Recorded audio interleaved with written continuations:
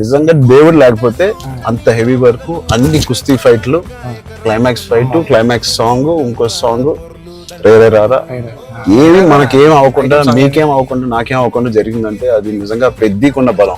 పెద్ద సబ్జెక్ట్ కి పెద్ద స్క్రిప్ట్ చేయించుకుంది తప్ప లాస్ట్ 75 days షూట్ చేస్తాను సార్. ప్రతి సినిమాలో నాకు ఏదో ఒక యాక్సిడెంట్ అవుతూనే ఉంది. ఆర్ఆర్ఆర్ లో కూడా కాలు ఎరక్కొట్టుకున్నాను, రంగస్థలం కూడా ఒకటి ఏదో అయింది, నాకు గుర్తులేదు.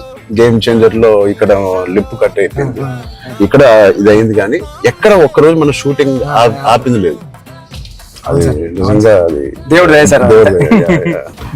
ఇంకేం పిలిచి సార్ పోస్ట్ ప్రొడక్షన్ ఎలా జరుగుతుంది చెప్పు, సరదా జరుగుతున్నా సార్. రెహమాన్ సార్ అంటే నేను ట్వీట్ వద్దాం అనుకున్నాను సార్, ఎర్రకొట్టి సార్ ఆర్ఆర్ అని. అంటే మళ్ళీ 2 ఎట్లా అయిపోతుందో నేను వేయలేదు సార్. నెక్స్ట్ లెవెల్ ఆర్ఆర్ ఇచ్చారు సార్.